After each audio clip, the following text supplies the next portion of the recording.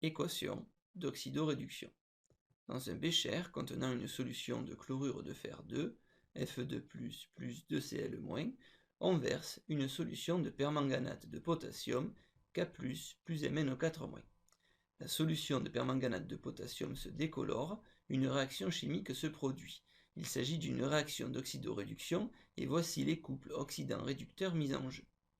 Dans cette vidéo, nous allons établir l'équation de cette réaction grâce au couple fourni. Identifions tout d'abord les espèces réactives.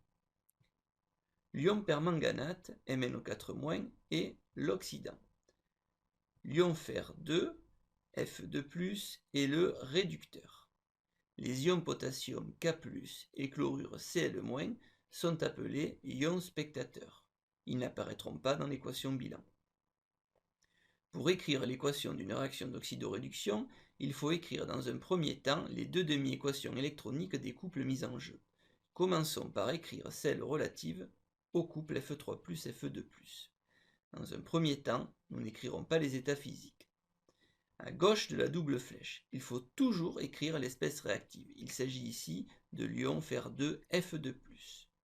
L'espèce conjuguée est alors écrite dans l'autre membre. Cette demi-équation respecte la conservation des éléments.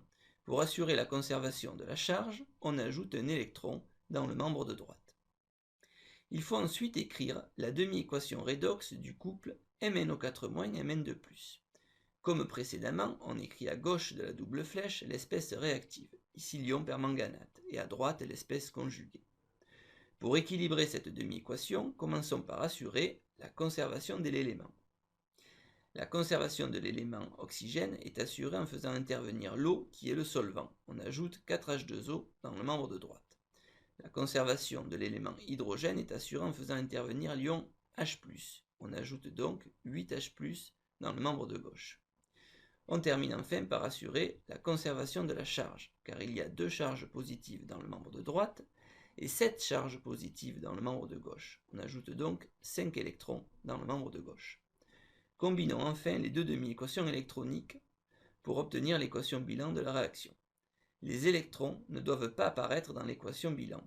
Il faut donc ici multiplier la première équation par 5. On additionne ensuite membre à membre les deux demi-équations et on obtient 5Fe2+, plus 5 électrons, plus 8H+, plus MnO4-, donne 5Fe3+, plus 5 électrons, plus Mn2+, plus 4H2O. On a bien le même nombre d'électrons de part et d'autre de la flèche, ils n'apparaissent donc pas dans l'équation bilan. Retenons donc que pour établir une équation d'oxydoréduction, il faut tout d'abord établir des demi-équations électroniques, en écrivant les formules des réactifs à gauche de la double flèche et celles des espèces conjuguées à droite.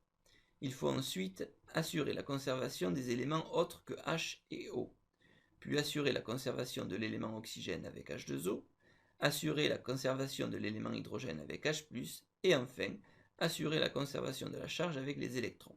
Une fois établi, il faut combiner les demi-équations électroniques afin que les électrons n'apparaissent pas dans l'équation bilan. Attention, les ions spectateurs ne doivent pas intervenir dans l'équation bilan. Réalisons un petit test de 3 questions. Mettez en pause lorsque le symbole suivant s'affiche pour prendre le temps de répondre. Question 1. Choisir la bonne réponse. Pour assurer la conservation de l'élément oxygène dans une demi-équation électronique, on ajoute des atomes d'oxygène, des molécules de dioxygène ou des molécules d'eau. La réponse juste est la réponse C, car l'eau est présente en grande quantité dans le milieu, c'est le solvant. Question 2. Choisir la bonne réponse. Déterminer les valeurs de x et de y. Y égale 1 et x égale 1, y égale 4 et x égale 2, y égale 2 et x égale 4. Suivons la méthode donnée précédemment. Petit 1. La conservation de l'élément azote est assurée.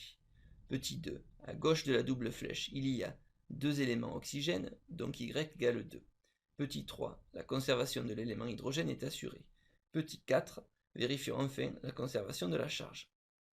La seule espèce chargée est H+. Il y a donc 4 charges positives à gauche de la flèche. Pour respecter la conservation de la charge, x doit être égal à 4. La réponse juste est la réponse C. Question 3. Choisir la bonne réponse. Pour obtenir l'équation d'oxydoréduction entre les ions cuivre 2 et l'aluminium, Il faut, avant de les additionner, multiplier la première demi-équation par 3 et la deuxième par 2, multiplier la première demi-équation par 2 et la deuxième par 3. Il n'est pas nécessaire de multiplier ces demi-équations. Dans une équation d'oxydoréduction, il ne doit pas y avoir d'électrons. Pour cela, il faut multiplier la première demi-équation par 2 et la deuxième par 3. Il y aura donc 6 électrons de part et d'autre de la flèche et ils s'annuleront. La bonne réponse est la réponse B.